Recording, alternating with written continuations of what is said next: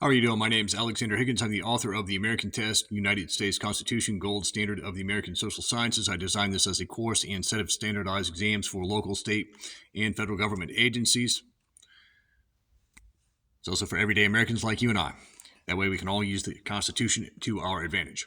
Today's topic, I'm responding to a comment that was made on one of my videos, and I don't totally disagree with the comment. It was a pretty good comment. The person took the time to explain himself. Why don't we just say I agree with half of what he said? He made some comments about Abraham Lincoln, the Civil War, and that's maybe where we did not become a constitutional republic. He feels that that particular incident destroyed the Constitution. Okay, that's how he feels about that. I don't agree with all of Abraham Lincoln's actions or all the things he did to provoke the Civil War. Okay? I don't agree with everything that the South did either. That's a big rabbit hole to go down. Okay? And he also made a claim about what should be on the test. Okay? He said the first thing that should be on this test right here, which I call the gold standard of the American social sciences, and I mean a metric standard for the social sciences, something that's completely trustworthy. He said that the first question on this should be, when did the Constitution die? And he said the answer to that should be after the Civil War, with the emergence of Abraham Lincoln. Okay? That's what he claimed about this test. And I think he could have been probably, he's trying to be sarcastic. That's fine. Okay. But just to be serious, just to, if it were a serious claim, just to address that, what this does right here is this covers 96.9% of the words on the U.S. Constitution. This is also called the exact quotes test and the article section text method. Basically, there are 300 questions between 6 different exams. There are actually different exam books that complement this course book right here. In this course book, it has 155 questions in it, but they are 2-part questions. If you multiply that by 2, you get roughly 300, and that's where you get the 6 different 50-question exams. But anyways, all those exam answers add up to be 96.9% of the exact words of the Constitution. So a person on this exact quotes test or article section text method test, what they have to be able to do, one thing they have to be able to do is identify the true ratified text of the Constitution, an exact quote, and they have to be able to tell that apart from false text. In this false text, there are some important words changed around. All the text almost looks exactly alike, but they have to read this text really well. And I figure that's one of the most objective ways to test about the Constitution. Can a person recognize text from false text?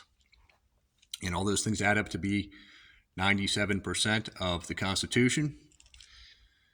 And nothing was cherry-picked. If a constitutional scholar wants to ask me about why I left stuff out, I can explain that. They'll see I was not trying to be politically biased, or I was not trying to give my take on the Constitution. So I wrote a test in a course on the Constitution, but I wanted this to be the most objective course in the social sciences. I wanted to have a hardcore measuring device, a metric tool for gauging knowledge about America. I figure the Constitution is central to the United States of America since it is the supreme law of the land. But that's what this test is about. Let's address another claim that he made that I don't totally agree with. He said that the Constitution is dead. It's not worth the paper it's written on. Financially, I disagree with that. Not because I've profited off this book, but because of a prior incident that I had with the Department of Veterans Affairs. I actually glanced over the First Amendment of the Constitution. For years and years and years, I did not read the U.S. Constitution. A little background about me. Like you guys, I went through high school, and a lot of you went through college. And we took all kinds of classes on American government and history. I was also technically a federal law enforcement officer in the U.S. Coast Guard. I went through Federal Law Enforcement Training Center, Charleston, South Carolina, as well as Special Missions Training Center in Camp Lejeune. Well, going through all those institutions, I was never required to read a U.S. Constitution. I had little idea as to what a U.S. Constitution looked like outside of the preamble. Now, the preamble is very important. That's the most important part of the Constitution. But I really knew almost nothing about the U.S. Constitution. Anyways, one time I had some issues with the Department of Veterans Affairs. And for some reason, one day I just decided to read the Bill of Rights for the hell of it. I wasn't trying to read the Bill of Rights to settle my issues with the Department of Veterans Affairs. However, just by reading the Constitution, some light bulbs went off in my head. And at this point, I had only read a small percentage of the Constitution. But just reading that small part of the Constitution, that helped me settle some stuff with the Department of Veterans Affairs. That's even when several lawyers would not help me. I called several lawyers to help me out with the Department of Veterans Affairs. I was having some issues with my GI Bills and maybe some other stuff that I really don't want to talk about right now. But anyways, it helped me deal with the Department of Veterans Affairs. If you ask me how I dealt with them, if a lawyer is going to ask me this, I did not go to court because my issue had passed the statute of limitations. However, for some folks, they may have not been aware of that. And furthermore, even if my issue was past the statute of limitations, the Department of Veterans Affairs did not want to get the bad press because I did quite a write-up. I made some comments on some YouTube videos. I had some people from the Associate Press trying to contact me. I don't necessarily endorse that agency. And I had the email from the Associate Press, and that kind of helped me settle some stuff with the Department of Veterans Affairs in Charleston, South Carolina. Some folks down there felt I kind of had a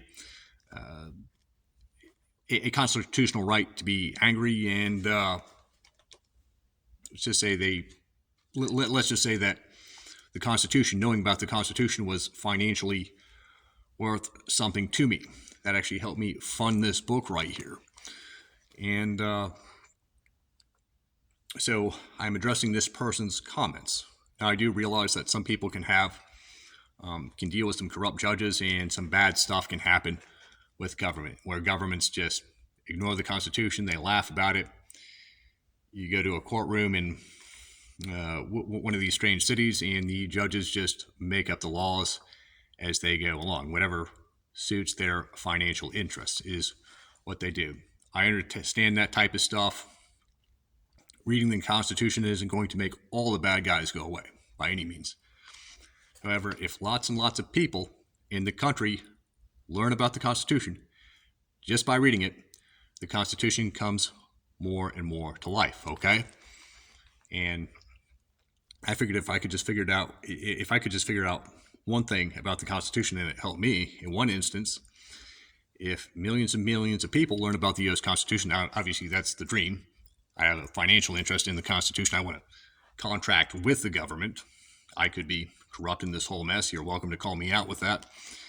But I do hope it becomes a good thing if lots and lots of people learn about the U.S. Constitution.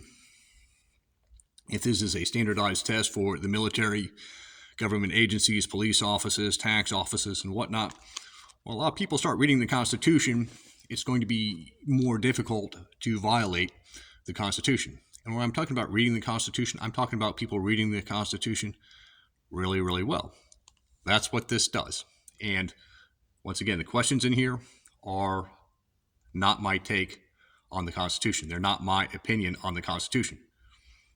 The questions and answers are just all about the ratified text and where they are located at by article, section, or amendment.